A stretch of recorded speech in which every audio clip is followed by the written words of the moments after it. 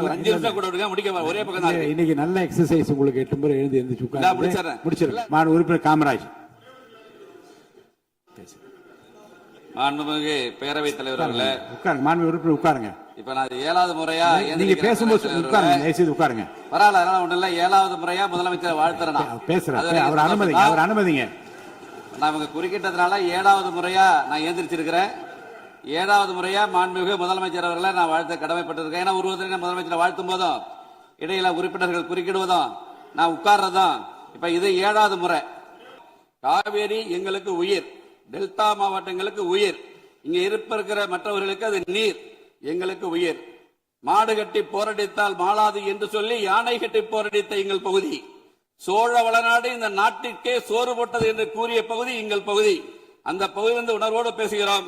கர்நாடகா இந்த விஷயத்தில் ஒற்றுமையாக இருக்கும் போது தமிழ்நாட்டில் இருக்கிற நம்முடைய மக்கள் பிரதிநிதிகள் ஒற்றுமையாக இருக்க வேண்டும் என்கிற வேண்டுகோளைத்தான் நான் இங்கே வைக்க விரும்புகிறேன். அதற்குள் நான் செல்ல விரும்பவில்லை.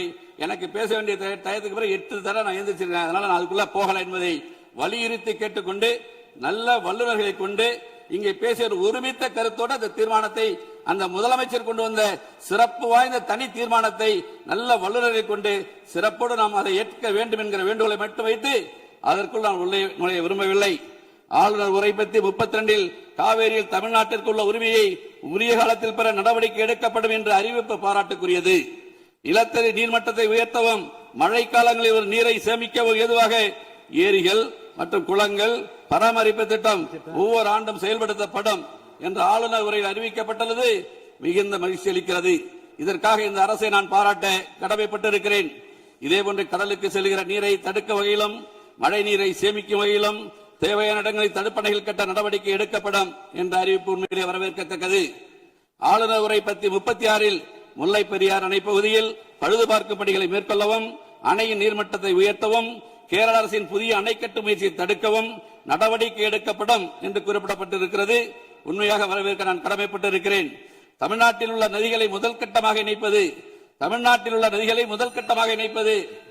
10 நிமிஷம் 11 நிமிஷம் 8 நிமிஷம் பேரவைத் தலைவர்களே, 8 தர 5 நிமிஷம் கூட விடுங்க, முடிக்க ஒரே பக்கம் தான். இன்னைக்கு நல்ல எக்ஸசைஸ் உங்களுக்கு 8 முறை எழுந்து எந்திரிச்சு உட்கார்ந்து முடிச்சிடலாம். இல்ல பேரவைத் தலைவர் 11 நிமிஷம் ஓடி இருக்கு.